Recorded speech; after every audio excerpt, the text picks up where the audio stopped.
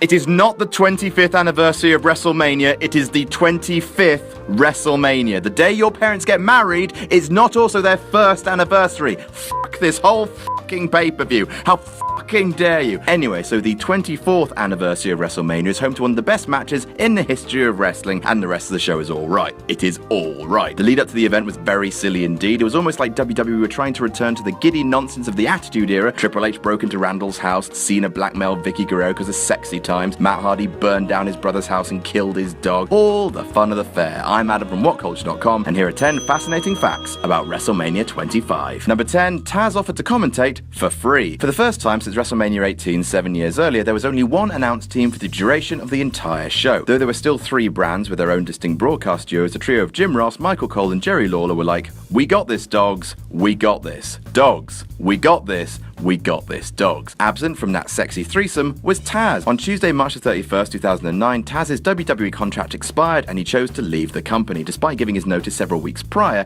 he offered to work WrestleMania in Houston for free so as not to leave his SmackDown partner Jim Ross high and dry. WWE instead went the 3-man booth, and Taz resurfaced in TNA later on that year. Number 9, the tag team title match was bumped for Kid Rock's performance. A unification match for Raw and SmackDown's tag team titles was hyped for WrestleMania 25, pitting John Morrison and The Miz against Carlito and Primo Colon before he got a rager for Puerto Rico. However, if you bought the pay-per-view at home, no such match took place, except it did on the untelevised pre-show with Carlito and Primo winning to unify the belts. According to Morrison, the guys found out about a week or two before the show that Kid Rock wanted loads of time for his mini-concert, and WWE officials made the decision to move the tag team title match to before the pay-per-view. That is too much Kid Rock. I mean, this picture of Kid Rock is too much Kid Rock, but you get my point. Number 8, Mickey Rourke jumped the gun on challenging Chris Jericho. Actor turned boxer turned actor turned wrestler turned actor, Mickey Rourke received universal acclaim for his role of Randy the Ram Robinson in The Wrestler, with the performance being so effective it famously brought Roddy Piper to tears. Weeks after winning Best Actor at the Golden Globes, Rourke appeared on the red carpet at the Screen Actors Guild Awards the same night as the 2009 Royal Rumble and issued a challenge to Chris Jericho for WrestleMania. This was news to Y2J, who had no idea why the actor was calling him out. McMahon had to explain to Jericho that WWE and Rourke had come to terms, but that the renowned actor wasn't supposed to have spoken about it until after the Academy Awards in February. Number 7, Rourke thought Jericho would double-cross him. Ultimately, Rourke backed out of the scheduled clash with Jericho, deferring to his manager's belief that a wrestling match might damage his grand return to A-lister status. Then, Rourke and Jericho were scheduled for a split-screen interview on Larry King Live, and Jericho decided he would try and goad Rourke into reconsidering. The award-winning actor misinterpreted Jericho's kayfabe barbs as authentic disrespect, fighting words they say, and decided to bring backup with him for his guest WrestleMania duffing of Y2J. As Jericho approached the ring to rehearse the day before, he noticed Rourke had with him MMA legends Frank Shamrock and Josh Barnett, as well as an Israeli bounty hunter in fatigues. Rourke thought that Jericho planned to shoot on him, so brought an entourage of pain. Number 6, Jimmy Snuka became the oldest man to wrestle a match at WrestleMania. At Mania 2, the Fabius Moolah retained the WWF Women's Championship over Velvet McIntyre in a throwaway match, notable only for the fact that Moolah was 62 years old at the time, establishing a WrestleMania record for oldest performer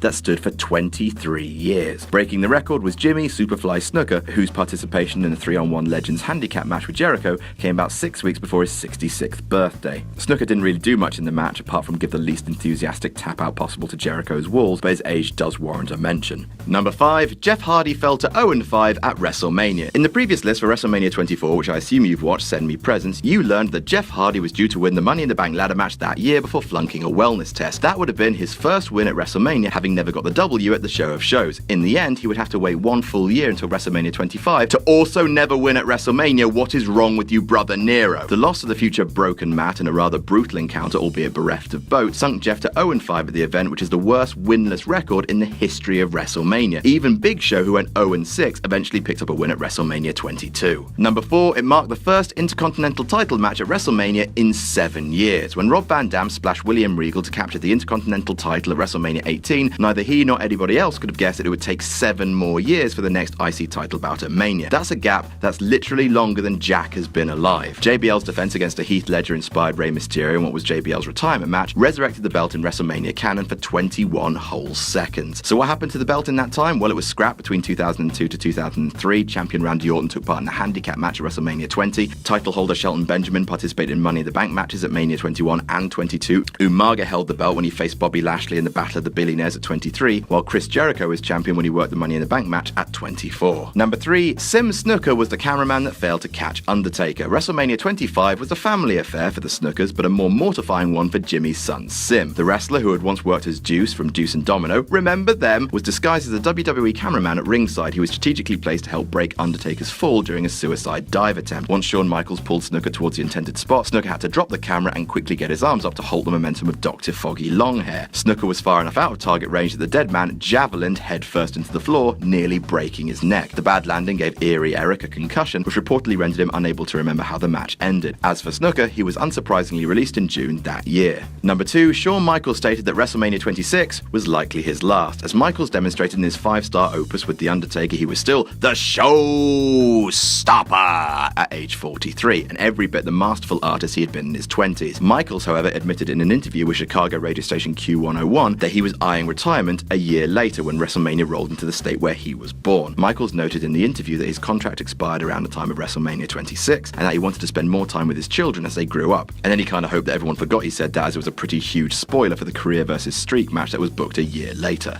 And number 1, Randall Orton blamed the stipulation for his and Triple H's match. Perhaps WrestleMania 25 would have been held in a higher esteem overall had the main event delivered. Triple H retained the WWE Championship over Randall Keith Orton in a match spanning nearly 25 minutes. For the most part, the crowd watched the match sat on their hands, and that's because the stipulation for the match said that Triple H would lose the belt if he were to be disqualified, despite the fact that for the previous 2 months, Orton had been assaulting Helmsley's in-laws, and the champ even broke into Orton's house in a murderous rage. Surely this would be the kind of match to call for overbooked weaponry-based mayhem. Instead, the stip castrated the match, a fact not lost on Randall, who candidly criticised the stipulation in an interview with The Sun a few months later. And that's our list. Did we miss any out? Tell us about it in the comments. Don't forget to like, share and subscribe. You can follow me on Twitter here, and you can follow the man who wrote these articles here. I'm Adam from WhatCulture.com, and I'll see you soon.